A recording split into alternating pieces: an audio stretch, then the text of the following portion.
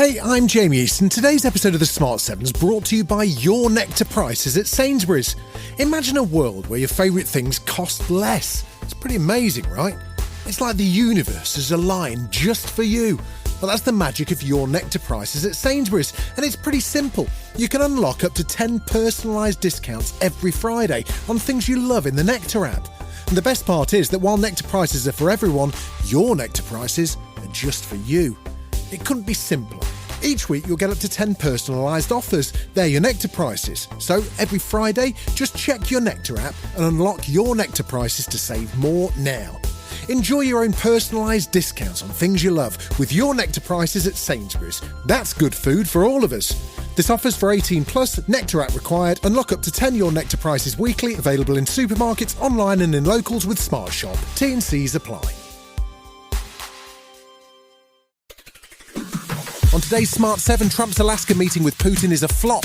European leaders head to Washington and much more. It's Monday 18th of August. It's National Fajita Day and happy birthday, Andy Samberg.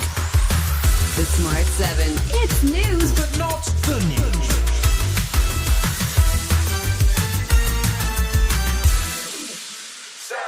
The eyes of the world were on Anchorage, Alaska early on Saturday morning as Donald Trump and Vladimir Putin met face to face. The US president literally rolled out the red carpet for the Russian leader, who is the subject of an International Court of Justice arrest warrant for war crimes committed in Ukraine.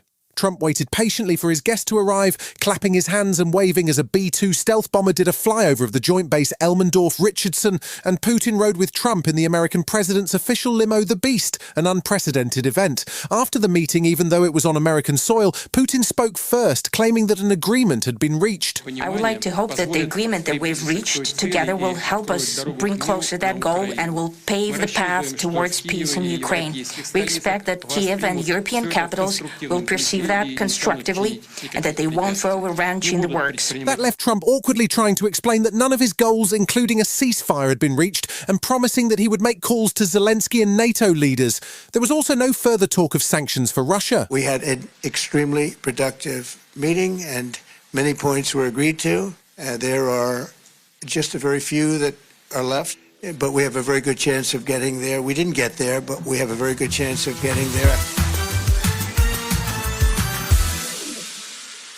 The reaction from Ukraine and Europe to the meeting was understandably grim. With no sign of a ceasefire and some suggestion that Trump has already made concessions to Russia, it went about as badly as it could have. Ukrainian President Zelensky has been summoned to the White House on Monday and was instructed via social media to wear a suit. He was still hoping that there would be a three-way meeting. It should be discussed only by the leaders of Ukraine and Russia at the trilateral. So far, Russia gives no sign that trilateral will happen. The prospect of another Zelensky humiliation in the White House wasn't something that his European allies were prepared to accept, and a flood of European leaders are heading to Washington, including French President Macron, Keir Starmer, German Chancellor Friedrich Merz, NATO Chief Mark Rutte, and more. It's clear that Europe is united and determined to keep control of the narrative, as EU Commission President Ursula von der Leyen outlined on Sunday. International borders cannot be changed by force.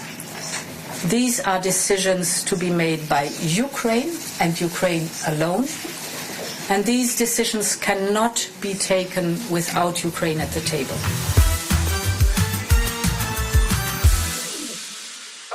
This weekend saw the IDF step up a campaign of airstrikes on a southern neighbourhood of Gaza City, forcing thousands to flee the area.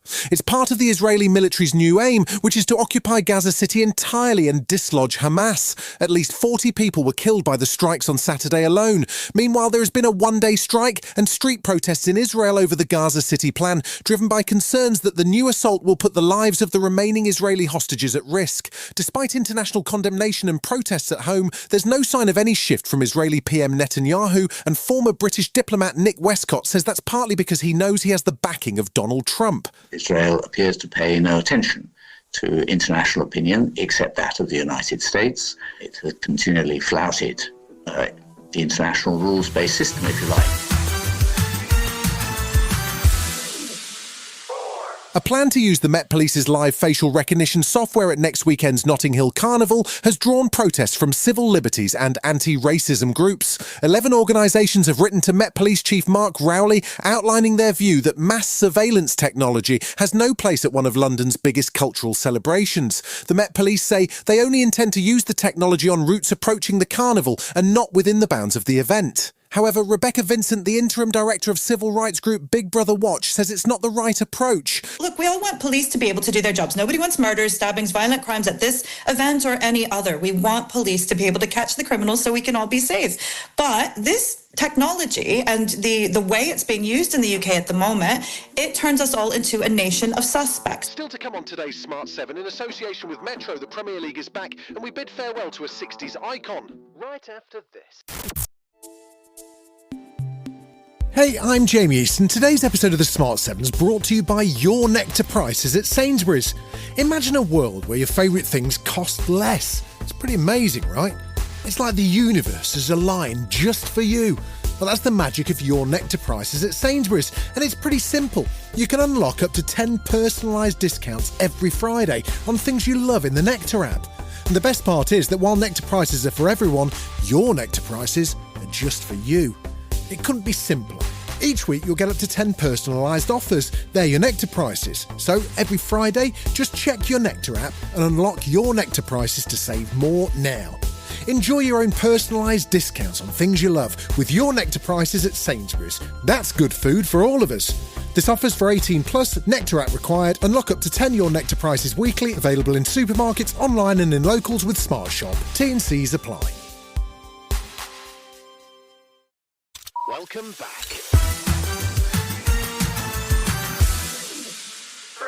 This weekend saw the Premier League return and there were some surprises. Newly promoted Sunderland beat West Ham 3-0 and Spurs started their season with a 3-0 win over Burnley. Man City and Liverpool both chalked up wins, but Chelsea had a goalless draw at home to Crystal Palace. Sunday afternoon saw Arsenal travel to Old Trafford and they came away with a 1-0 win over Man United. Mikel Arteta was happy with his team's determination. As we're talking about character and spirit, that's it. I'm not having the best day from the first action. I can make a mistake. How do I react to that? And it wasn't one, it was many players that acted, and after the win the other way, immediately catching us in the back foot, the way everybody tracked, the way everybody defends, it was phenomenal.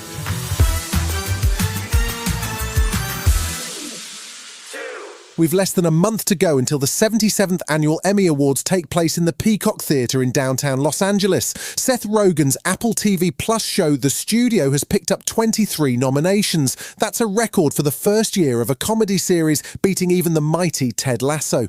Bryan Cranston is nominated for Best Guest Star in the show, and he's never won a comedy Emmy, although he has 4 for Breaking Bad. He shared some of Seth Rogen's on-set wisdom, if that's the correct phrase. We have the preeminent authority in substance from Seth Rogen being on the set with us. I just said, Seth, how would it be if I took this many mushrooms, and how about if I took this many and then this many?